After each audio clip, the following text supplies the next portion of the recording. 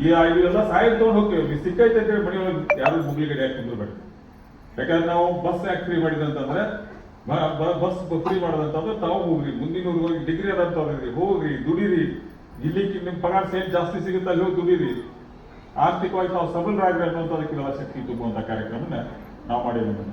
ಜೊತೆಗೆ ಯಾಕಂದ್ರೆ current free ಕೊಟ್ಟಿರೋ, ಇವತ್ತು ಮೊದಲು ಕರೆಂಟ್ ಬಿಲ್ಸ್ ಎಷ್ಟೋ ಮಂದಿ ತುಂಬಾ ಆಗ್ತಿದ್ದಿಲ್ಲ, ಒಬ್ಬೊಬ್ರು ಬಿಲ್ ಎಷ್ಟೋ ಬಿಲ್ ಉಳ್ಳವು, ಆದ್ರೆ ಇವತ್ತು ನಿಮಗೆ 200 ಯೂನಿಟ್ ಮಟ್ಟ ನಿಮ್ಗೆ ಯಾರಿಗೂ ಬಿಲ್ಲ ಬರಂಗಿಲ್ಲ. ನೀವು ಗೊತ್ತಾಯ್ತು ಯಾರಿಗೂ ಬಿಲ್ ಇಲ್ಲ ಅಂದ್ರೆ ಯಾರಿಗೂ ಬಿಲ್ಲು ಬರಂಗಿಲ್ಲ.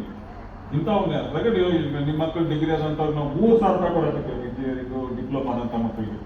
ಯಾರಿಗೆ ಇಂಜಿನಿಯರಿಂಗ್ ಡಿಪ್ಲೊಮಾ ಇರ್ತಾವ್ರಿಗೆ ದರ್ ತಿಂಗಳು 3,000 ರೂಪಾಯಿ ಸ್ಟಾರ್ಟ್ ನೌಕರಿ ಸಿಗ್ಮಟ್ಟ 3,000 ರೂಪಾಯಿ ಪಗಾರ ಕೊಡುವಂತ ಕೆಲಸ ಇವತ್ತು ನಾವು ಭಾಳ ಪ್ರಾರಂಭ ಮಾಡೋ ಸರ್ಕಾರದಿಂದ. ಎಲ್ಲ ಅತ್ಯಂತವಾದಂತ ಯೋಜನೆಗಳು. ಅಕ್ಕಿ ನಾವು 10 ಕೆಜಿ ಅಕ್ಕಿ ಉಚಿತವಾಗಿ ಕೊಡಾಕತ್ತೀವಿ.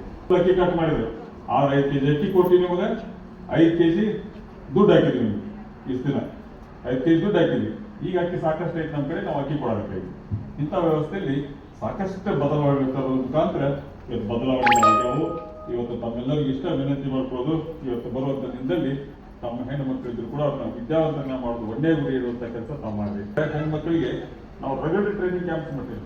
ಧರ್ವಾದ ಹಳ್ಳಿಯಲ್ಲೇ ಟ್ರೈನಿಂಗ್ ಕ್ಯಾಂಪ್ ಮಾಡಿಸ್ತಿದ್ದೆ. ಆ ಟೈಮಲ್ಲಿ ಹೆಂಗೆ ಸ್ವಚ್ಛತೆಯನ್ನು ಕಾಪಾಡಬೇಕು, ಸ್ವಚ್ಛತೆಯ ಬಗ್ಗೆ ಕೂಡ ಬಹಳ ಮುಖ್ಯ.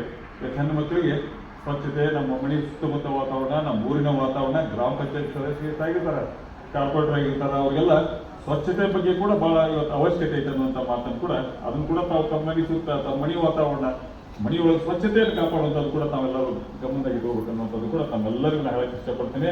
ಇದ್ರ ಜೊತೆಗೆ ಇಷ್ಟೆಲ್ಲ ಹಲವಾರು ವಿಚಾರನ ಹೇಳ್ತಾ ಇವತ್ತು ತಾವೆಲ್ಲ ಇವತ್ತು ಅಷ್ಟು ದೂರಿಂದ ಬಂದಿದ್ದು. ನಾ ಆಕ್ಚುಲಿ ಲೇಟ್ ನಾವು ಈಶ್ವರ ಮೇಲೆ ಅದ ಹೇಳ್ತಿದ್ದೆ.